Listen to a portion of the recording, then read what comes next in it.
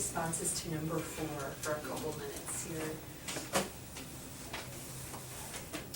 Number 4 dealt with your personal opinions on negative campaign tactics. First of all, before you mention your opinion, what are some examples of negative campaign tactics? What does that mean?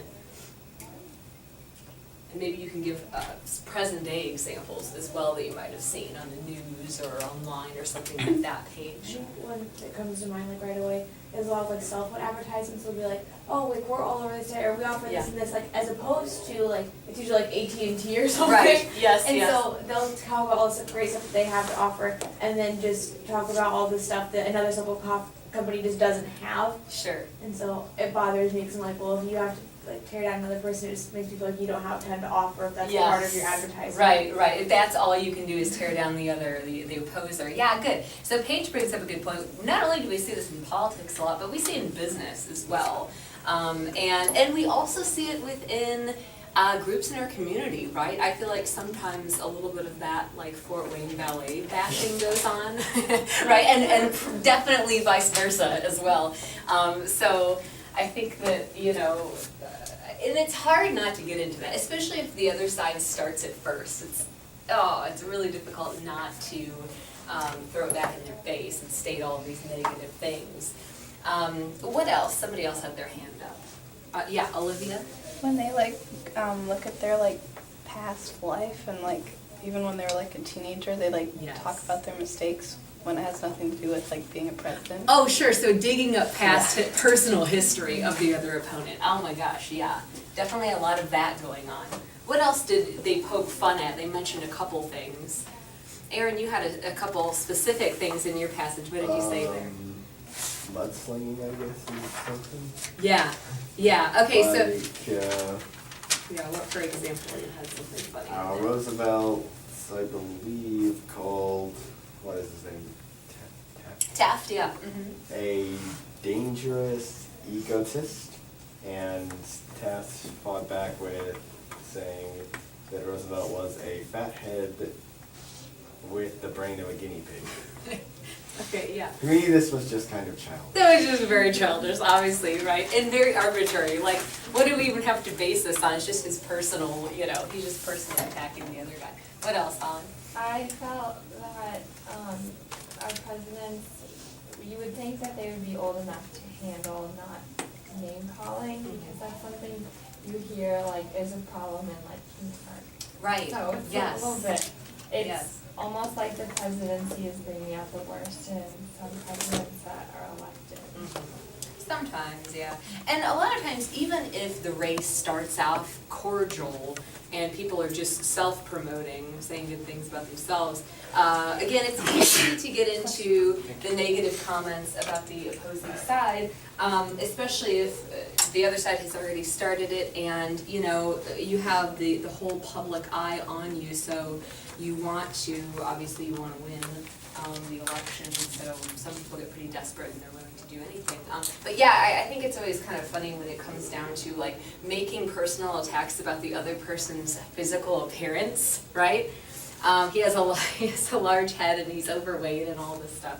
And I don't know if anyone looked at the picture of Taft, but he was definitely a portly gentleman.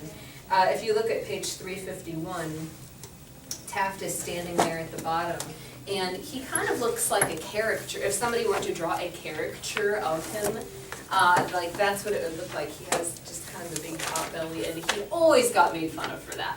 And then he had the noticeable, memorable mustache there, and wore the three-piece suit. So people definitely always poke fun at him for those reasons. But yeah. What else about number 4? What did you say, Maddie? Well, I've noticed that sometimes they'll bring their family and be like try to act like they like how they can empathize with other people, or like be like, oh, our family's just like yours and stuff like that, and they'll have like their son being like, my daddy's great. Yes. Like oh your gosh, son yes. he's your son, so of course he's biased for you. Right, of course, yeah, of course. Or they'll have the, sometimes they'll even bring like pets into the mix, you know, hey, we have a pet too.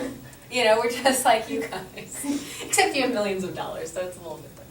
But no, you're right, absolutely, that, the call to, sympathize or empathize with the, you know, everyday family is definitely a big political tactic as well. And I would say that's definitely a more positive one than making fun of your opponent. I mean, that's at least a little bit more, you know, cordial. You're not attacking the other side, but is it truthful? Sometimes not. Typically, it's exaggerated.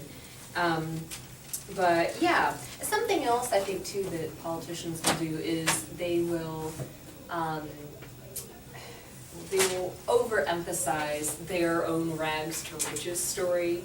This is a common thing to do too. Again, to sort of show that they are on the side of the everyman. Hey, look, I once came from humble beginnings, and I had to work my way up, and you know, I only ate one meal a day when I was little, and blah blah blah. So whether that's true or not, it definitely gets the public to, you know, want to side with this person. Okay, good. Let's see here. What else? Anything else about number 4? Yeah, Maddie? Well, I find it hard to find who's right with like just the name calling and all. Yeah. Like, it's hard to decipher who is the better candidate with all of the extra stuff that they put into the ads. Yeah, well, the other thing is, it makes it difficult for the voter because, okay, we have a long laundry list of negative things about each candidate, but what are your issues, candidate? What are your platforms? What are some positive things about you? We don't really know at this point. We only know the negatives, so I think self-promoting would be the way to go, and trying to ignore all of the other petty things about what your opponent might say about you. So, good. Have you ever had to deal with anything like that in your own personal life? You and a friend maybe being competitive and your friend throwing you under the bus, saying negative things about you, or maybe for a dance competition, or maybe, you know, within your own family even sometimes this happens, Holly? Well, this wasn't me. My sister experienced a very unfair election process because she was trying to become president of like the student body president. Yeah. And she went to a school where a lot of the parents have a lot of money. So basically, and this is one of like her really good friends that she was up against. Mm-hmm. And so his father paid for him to become student council president. That just made, like, that not only like made my dad and like our whole family upset because we're really good family friends with them. Sure. But it made like my sister and him fight, and like it was just horrible because oh my god, it was so bad. Oh and, gosh. I mean, it's okay now, but like he's just very known for, he's like, oh, I'm a lawyer, I can do whatever I want. He's talked himself out of getting tickets and things like that. So it's just, he thinks he can get what he wants, and if his child wants, to be student council president, he'll just pay it off. Oh my gosh, that really pertains to the saying money is power. Mm-hmm. I mean, really, if you have enough money, you can get yourself out of anything.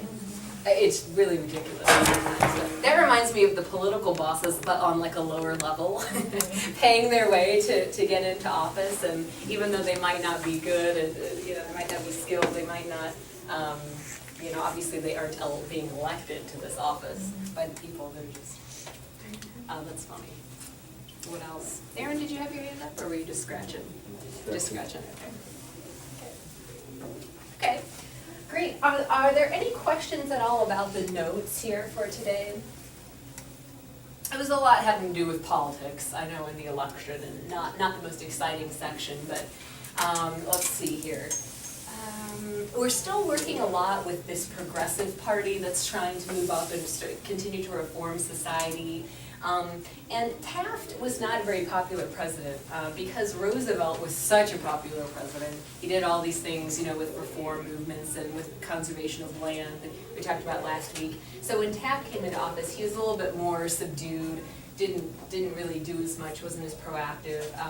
He had some trouble with taxes that the people disliked, and also he let all of this conserved wilderness and land be sold over to big companies. So that was not a popular thing that happened either. And, let's see here. Because of Taft sort of created this rift within the Republican Party, so you had like, the really, really conservative group, and then you had, the Progressive Party within the Republican Party. So you had two groups within it, and they decided to split up after some point. So Roosevelt, who was the former president, of course, and all the progressives, they formed what was called the Bull Moose Party. And so they were known as the Progressive Party, and then the Republicans stayed more conservative. And then now we're getting into like the 19-teens, so 1912, now we have Woodrow Wilson who's taking over as president, and we'll read about his presidency in the next section a little bit. So for tomorrow we have our very last section of the semester, and section 5 here talks about a little bit more about like voting rights and some of the limits that we see, or some of the downfalls of this progressive era. So I'll give you some time to work on this. I just want for you to do the identifications for tomorrow, and then we'll discuss another one of the questions together as a group. But you don't have to answer it for homework, so. Then on Wednesday, I will try to have your study guide ready for you, and then you'll have several days to work on it. I know obviously this weekend is going to be busy with Nutcracker, so I'll try to give you some time in class to work on that, and we can review things, and we'll be all set then for your final next week. Okay? Yep, Maddie? This is kind of a random question. Yeah. But I just thought of it because of the Bull Moose Party. Sure. How did like the Republicans and Democrats get like animals to represent them? Oh, that's a good question. Let me think about this for a sec. The elephant and the donkey. Yeah, the elephant and the donkey.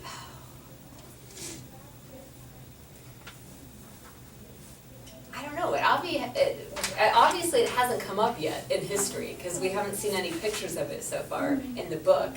You know what? I'm going to look into that. I'm going to look through the book and see if I can find what point they came up with those animals.